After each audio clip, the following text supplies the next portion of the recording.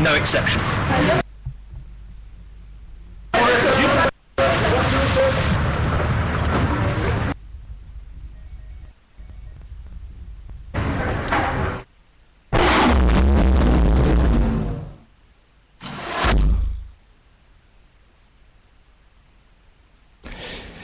Mesdames et messieurs, bonjour, vous êtes sur RCI TV Ardennes et nous avons aujourd'hui donc une actualité chargée sur le plan international et européen.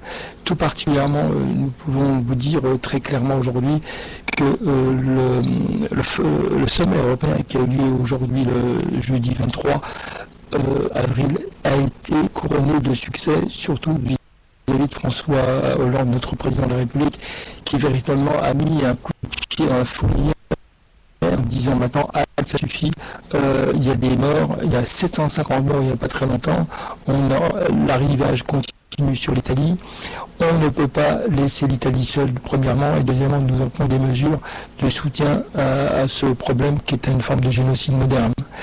Eh bien, il a été entendu, il n'y a pas eu de discours, de faux discours, il y a eu vraiment une sincérité et une volonté d'aller très vite. D'ailleurs, la décision a été prise triplement du budget dans le cadre du programme TRI, le programme texte, pardon. Donc je pense que ici, dans ces programmes, il y a eu un renforcement des aides avec des mesures bien cohérentes, concrètes. Donc nous allons voir ça dans quelques instants avec la déclaration du président Tusk, qui est donc le président de l'Union européenne, et véritablement les mesures qui ont été prises sont des mesures cohérentes et qui va devoir être appliquées dès à présent. On ne tergiverse plus et on prend les décisions immédiatement. Et c'est ce qui s'est passé. On peut reconnaître que du côté de François Hollande, il a été à la hauteur. Il a été l'homme qui a mis ses collègues européens membres de l'Union européenne devant leurs responsabilités et tout le monde a été présent. Voilà, on regarde ça en quelques...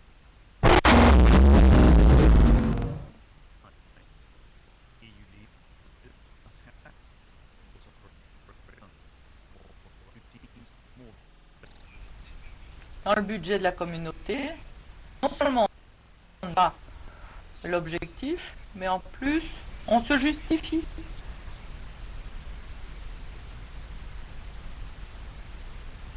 En disant qu'il faut se concentrer sur l'essentiel. Vous avez entendu ce qu'il en est de la planification à moyen terme, tous les crédits ont été réduits.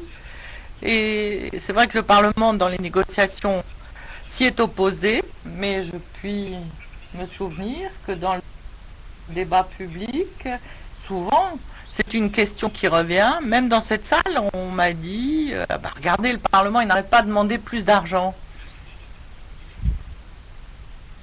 Donc ce matin, l'ambiance est telle que on va essayer de faire augmenter justement ces crédits pour les prochains budgets. J'avais l'impression que de toute façon, ce matin, les collègues se sont réveillés et ils vont essayer de veiller à ce qu'on agisse.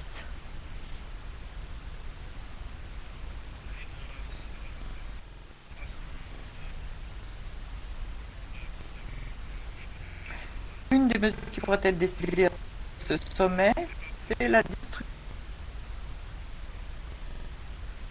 des bateaux des passeurs. C'est ce qu'on envisage. Est-ce que vous pensez que c'est raisonnable et que c'est suffisant? Quel type de mission pourriez-vous envisager pour arriver à faire ce travail?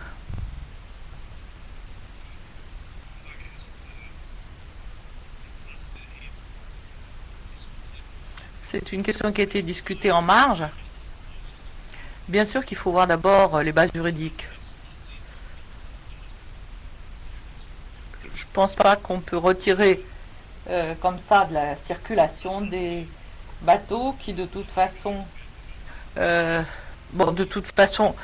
pourrait les saisir quand ils reviennent.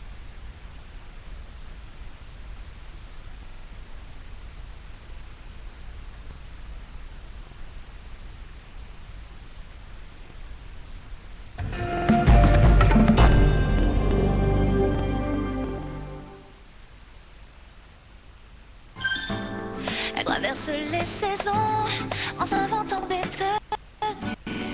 Elles disent que c'est l'occasion. Oui, comme les Françaises sont jolies quand elles marchent dans les rues de